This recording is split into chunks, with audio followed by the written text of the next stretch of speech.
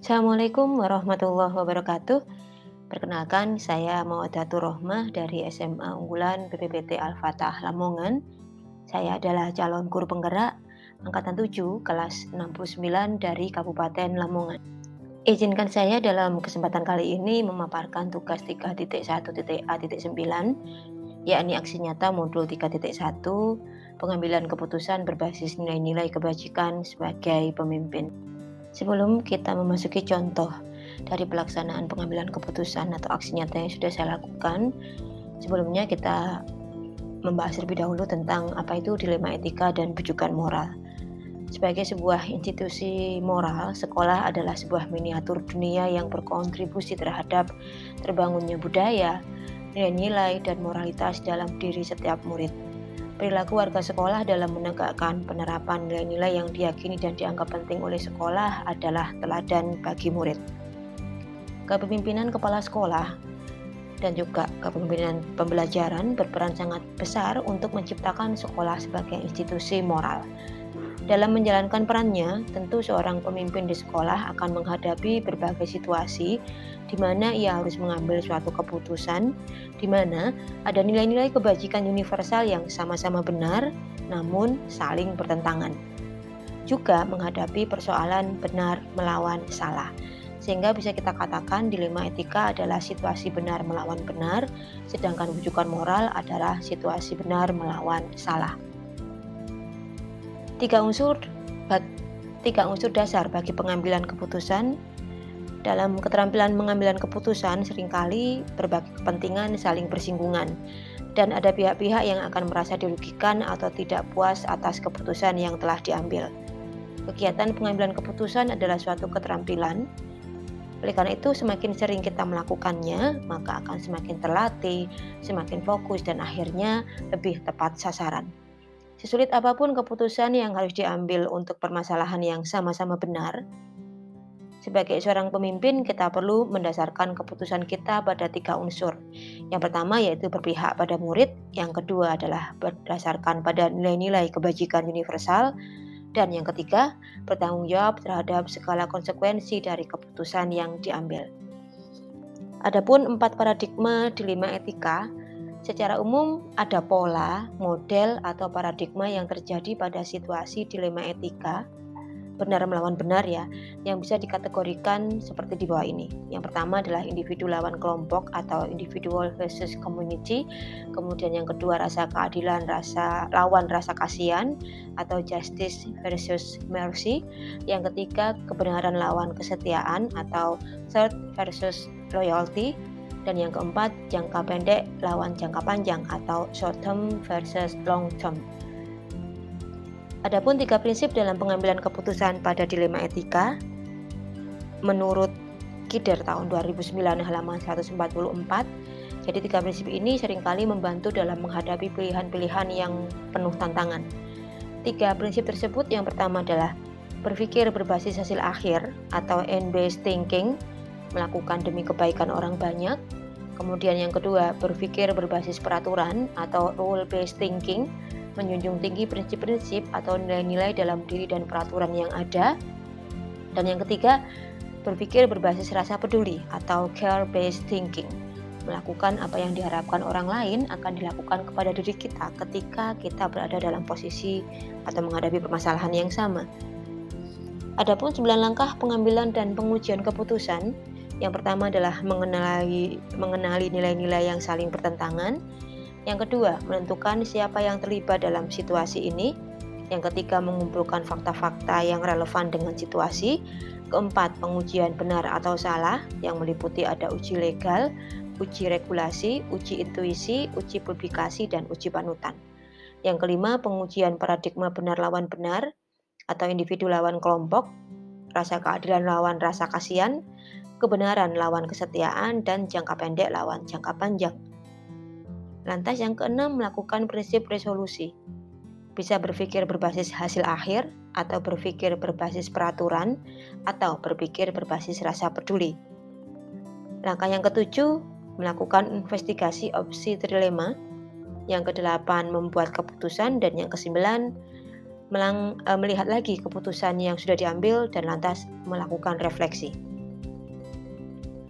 Adapun praktik proses pengambilan keputusan, paradigma, prinsip, dan pengujian keputusan yang telah saya lakukan adalah sebagai berikut.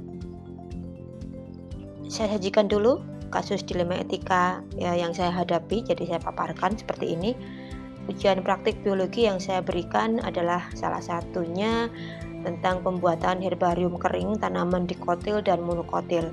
Untuk membuat herbarium ini dibutuhkan waktu sekitar 7-10 hari dan harus dikumpulkan lengkap beserta identifikasi serta nilai manfaatnya pada tanggal yang sudah kami sepakati bersama antara saya dan murid-murid saya. Pada hari pengumpulan, ada 2 siswa bernama Ali dan Sahwal yang tidak bisa mengumpulkan tugasnya. Yang satu karena memang belum membuat, yang satunya lagi sudah membuat namun herbariumnya masih berumur sehari, yang mana terlihat dari kondisi spesimen yang masih sangat segar. Nah, selama ini kami sudah menyepakati bahwa salah satu tanggung jawab murid adalah mengumpulkan tugas tepat waktu, dan jika ada kendala, sangat diperbolehkan untuk mengkomunikasikannya kepada saya untuk bersama-sama kami mencari solusinya. Namun, kedua murid tersebut sama sekali tidak mengkomunikasikan kendala apa yang mereka hadapi kepada saya dan berakibat tidak bisa mengumpulkan tugas sesuai dengan waktu yang seharusnya di hari pengumpulan. Ketika saya ajak berbicara apa alasan mereka, kedua anak tersebut tidak bisa memberikan alasan karena memang murni hanya merasa malas.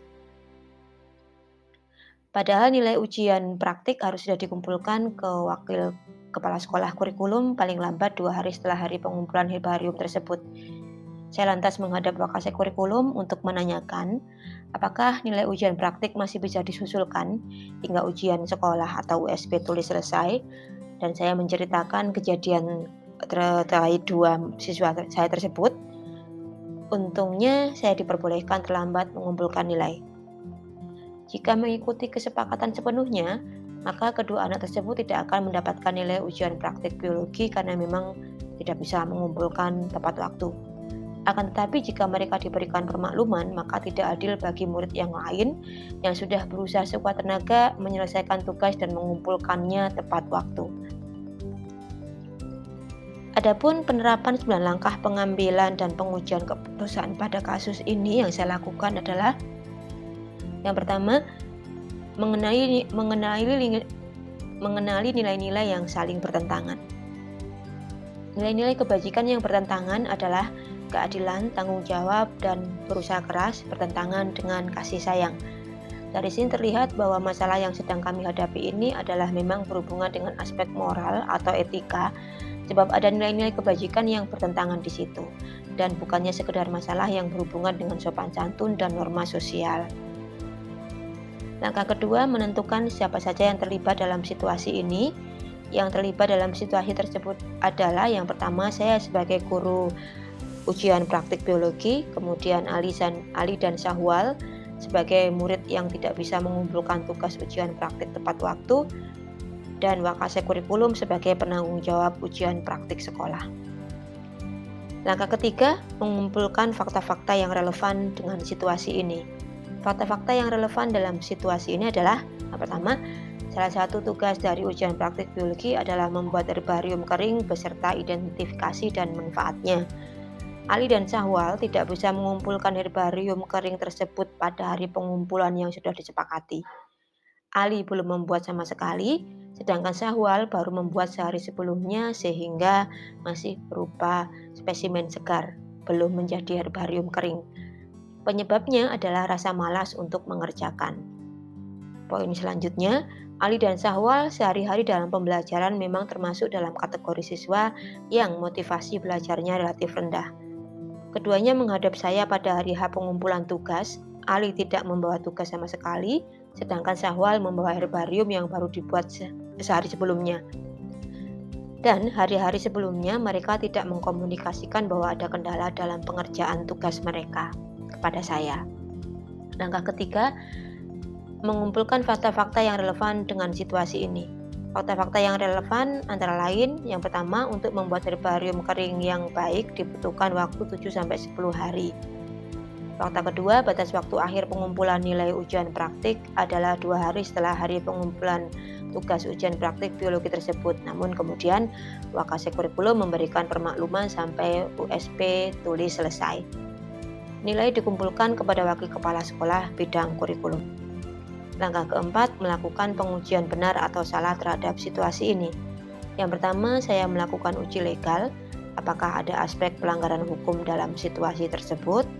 Tidak ada pelanggaran hukum dalam situasi ini, sehingga situasi yang ada adalah benar lawan benar. Dengan kata lain, merupakan dilema etika dan bukannya bujukan moral, yakni benar lawan salah atau melanggar hukum. B. Saya melakukan uji regulasi atau standar profesional.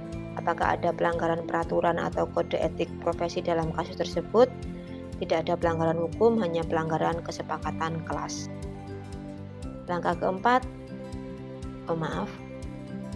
uji yang ketiga, yakni uji intuisi. Apakah ada yang salah dalam situasi tersebut berdasar perasaan dan intuisi saya? Tidak ada. Tidak ada yang salah karena memang sehari-harinya kedua murid saya tersebut motivasi belajarnya relatif rendah. Uji yang keempat adalah uji publikasi. Apa yang saya rasakan bila keputusan saya dipublikasikan di media cetak atau elektronik maupun viral di media sosial? Apakah Anda akan merasa nyaman? Jawaban saya adalah seandainya keputusan saya terkait situasi ini dipublikasikan di media cetak dan viral, maka perasaan saya akan siap menanggung konsekuensinya apapun itu, meskipun jujur saja, secara dasar saya tidak akan merasa nyaman. Langkah keempat, melakukan pengujian benar atau salah terhadap situasi ini. Uji yang kelima yakni uji panutan atau idola. Kira-kira apa keputusan yang akan diambil oleh panutan atau idola Anda dalam situasi ini? Menurut saya, keputusan idola saya adalah akan memberikan kesempatan kedua kepada kedua murid saya tadi untuk memperbaiki tugas dan mengumpulkannya. Langkah kelima selanjutnya yakni melakukan pengujian paradigma benar lawan benar. Jika situasinya adalah situasi dilema etika, paradigma mana yang terjadi pada situasi tersebut? Karena memang situasi yang saya hadapi ini adalah dilema etika, maka paradigma yang terjadi adalah rasa keadilan lawan rasa kasihan atau justice versus mercy. Rasa keadilan mengikuti peraturan atau kesepakatan waktu pengumpulan tugas, dan murid lainnya yang sudah bersusah payah berusaha mengumpulkan tugas tepat waktu, melawan rasa kasihan pada kedua murid tersebut, karena jika tidak, maka mereka tidak akan lulus ujian satuan pendidikan atau USP atau ujian sekolah, dan pasti akan mempengaruhi masa depan mereka.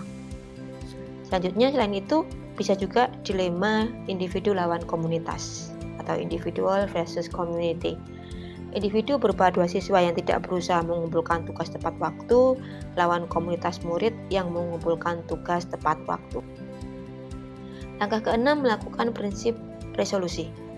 Berdasarkan pada 3 prinsip penyelesaian dilema, prinsip yang saya pakai adalah berpikir berbasis peraturan atau rule-based thinking, yakni keputusan dibuat didasarkan pada peraturan yang sudah ada atau disepakati, sehingga bukan berpusat pada hasil akhir atau konsekuensi, namun berpusat pada apa tugas saya sebagai guru, apa kewajiban saya sebagai guru yang harus saya lakukan, yakni pembelajaran yang berpihak pada murid. Langkah ketujuh, melakukan investigasi opsi trilema. Dalam mengambil keputusan, seringkali ada 2 pilihan yang bisa kita pilih. Terkadang kita perlu mencari opsi di luar dari 2 pilihan yang sudah ada. Kita bisa bertanya pada diri kita, apakah ada cara untuk berkompromi dalam situasi ini? Inilah yang disebut sebagai opsi trilema. Nah, opsi trilema dalam situasi yang saya alami yang dapat saya ajukan adalah meminta kedua murid saya tersebut membuat herbarium basah dan mengganti objek tumbuhan bukan lagi dikotil dan monokotil, namun alga dan lumut yang tidak membutuhkan banyak waktu. Sehingga lantas saya memberikan tutorial cara agar mereka segera dapat melaksanakannya. Dengan opsi ini, saya berharap mereka bisa lebih termotivasi untuk menyelesaikan tanggung jawab tugas mereka terkait dengan ujian praktik biologi. Langkah yang ke-8 adalah membuat keputusan. Berdasarkan 7 langkah sebelumnya, maka akhirnya saya membuat keputusan sebagai berikut. Saya memberikan mereka perpanjangan waktu pengumpulan tugas ujian praktik, dan saya memberikan 2 opsi yang dapat mereka pilih. Yang pertama, tetap membuat herbarium kering dengan batas waktu pengumpulan maksimal 7 hari agar dapat selesai bersamaan dengan ujian tulis dengan objek herbarium bukan lagi tumbuhan dikotil dan monokotil tetapi menggunakan alga atau ganggang. Yang kedua, membuat herbarium basah dengan mereka harus mengeluarkan biaya lebih sedikit lebih mahal ya, karena memang harus membeli bahan-bahan kimia untuk penyusunan herbarium basah tersebut. Keputusan ada di tangan kedua anak tersebut. Langkah ke-9, melihat lagi keputusan dan merefleksikannya. Melihat kembali keputusan yang sudah saya ambil tersebut, saya dapat mempelajari beberapa hal dalam prosesnya. Yang paling utama adalah bahwa apapun itu, pembelajaran yang saya lakukan sejatinya adalah untuk kepentingan murid, sehingga harus berpihak pada murid. Sehingga akhirnya dengan pemahaman itu, saya membuat pengecualian atas peraturan atau kesepakatan yang sudah kami buat bersama-sama atas dasar kasihan dan memikirkan masa depan kedua murid saya. Keputusan saya setelah saya konsultasikan dengan wakasek kurikulum dan wali kelas kedua anak tersebut juga disetujui dan didukung. Dari hal tersebut, ke depannya saya dapat melakukan antisipasi agar hal yang sama tidak terjadi lagi dengan melakukan pendampingan lebih intensif kepada murid-murid yang memang sehari-harinya sudah menunjukkan kecenderungan motivasi belajar yang relatif rendah. Selain itu, saya bisa menggunakan kasus yang saya hadapi ini dengan langkah-langkah pengambilan keputusannya sebagai latihan saya untuk mengambil keputusan pada kasus-kasus dilema etika yang akan saya hadapi ke depannya. Demikian pemaparan dari saya. Mohon maaf atas segala kekurangan dan kesalahan saya. Terima kasih banyak. Wassalamualaikum warahmatullahi wabarakatuh.